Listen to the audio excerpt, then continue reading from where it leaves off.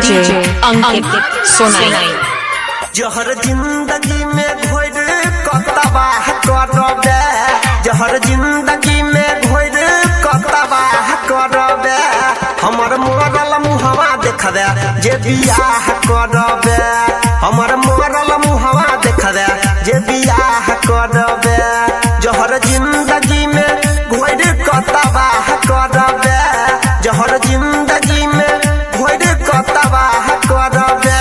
हमर मरल मुहवा देखबे जे बियाह करबे, हमर मरल मुहवा देखबे जे बियाह करबे,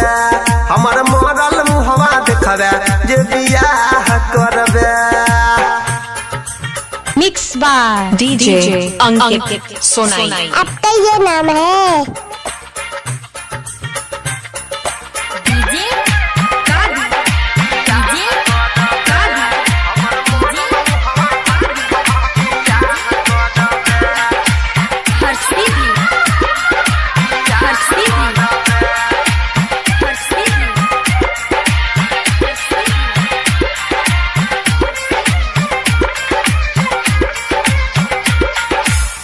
तोरा बिना हम जान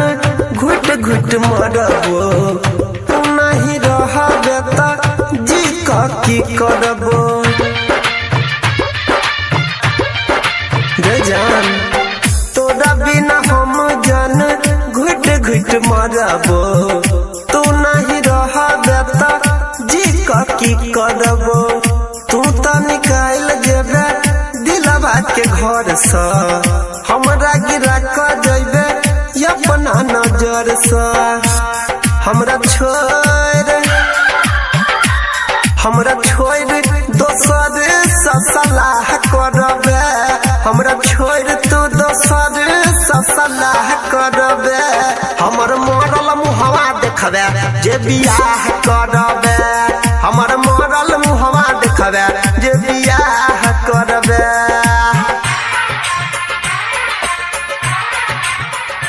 डीजे अंकित सोनाई। आपका ये नाम है?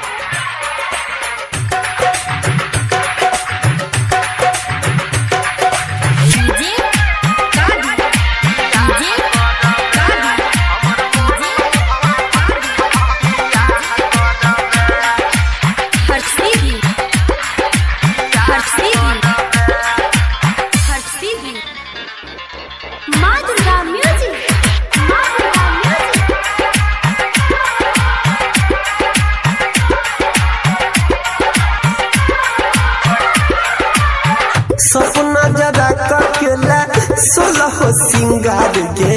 कोना के भूल अपन बचपन के प्यार गे, सुन सपना जरा ककेला सोलह सिंगार गे, कोना के भूल